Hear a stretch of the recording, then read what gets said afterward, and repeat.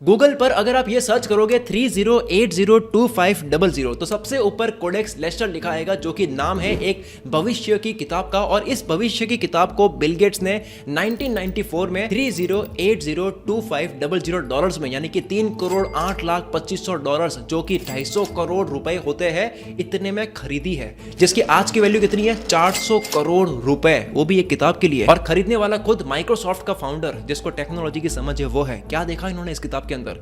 इस किताब के अंदर साइंस, एजुकेशन और टेक्नोलॉजी का फ्यूचर लिखा हुआ था। अभी हम जिस साइंस और टेक्नोलॉजी में जी रहे हैं, इस समय को आज से 500 साल पहले ही लिख दिया था लियोनार्डो दा विंची ने इस किताब के अंदर। लियोनार्डो दा विंची पॉलीमैथ थे। पॉलीमैथ उसको बोलते हैं जो हर फील्ड का मास्टर होता है। 500 साल पहले इन्होंने इंसान की बॉडी के 240 स्केचेस बनाए थे, तब एक्सरा नहीं था, जो कि आज की मॉडर्न साइंस के स्केचेस से सेम टू सेम मैच करते हैं। ये इतने क्यूरियस थे, इनको इतना जानना था कि ये कब्रिस्तान जाते थे, कब्र को खोद करके लाश को निकाल करके उनकी बॉडी को ऑब्जर्व करते, ये देखने के लिए कि इंसान की बॉडी बनी किस तरह से। आपके स्क्रीन पर ये सारी बॉडी के स्केचेस दिख रहे हैं, ये इन्होंने बनाए। बाहुबली मूवी में बल्लाल देव का ये रथ आपने देखा होगा, पर अब ये इमेज देखो, विंसी ने इस रथ का डिजाइन तब के समय में बना लिया था। इनके पास में इम्पॉसिबल इमेजिनेशन स्किल थी। अब मैं इम्पॉसिबल वर्ड क्यों यूज कर रहा हूँ वो सुनना। आप ये फोटोग्राफ देखो, ये है इटली के मैप की, जो कि किससे ली गई है, सैटेलाइट से क्लिक करी गई है। और अब देखो ये स्केच है 16th सेंचुरी का, जिस वक्त सैटेलाइट नहीं हुआ करती थी। इन्होंने सिटी को इमेजिन करके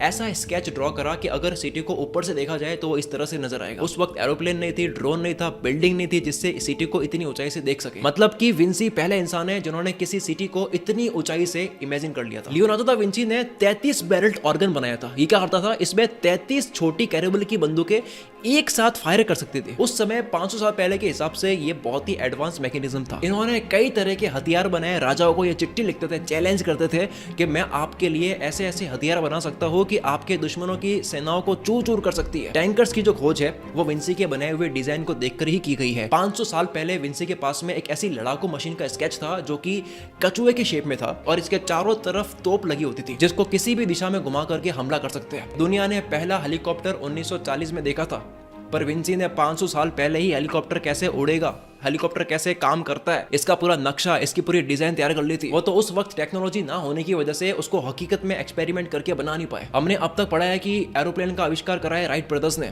पर जब इनका जन्म भी नहीं हुआ था, उससे कई 100 साल पहले विंसी ने हवा में कैसे उड़ा जा सकता है, इसकी जो मशीन है उसका पूरा मॉडल बना दिया था इन्होंने। असल में विंसी जो थे वो पक्षियों से बहुत प्यार करते थे, बर्ड से बहुत प्यार करते थे, तो वो अपनी सेटिस्फेक्शन के लिए पक्षियों को खरीदते और पिंजरों से आजाद करते। अब क्योंकि उन्होंने पक्षियों के साथ में बहुत अच्छा वक्त बिताया है, तो वो पक्षियों को ऑब्जर्व करते कि यार ये पक्षी उड़ कैसे पाते हैं।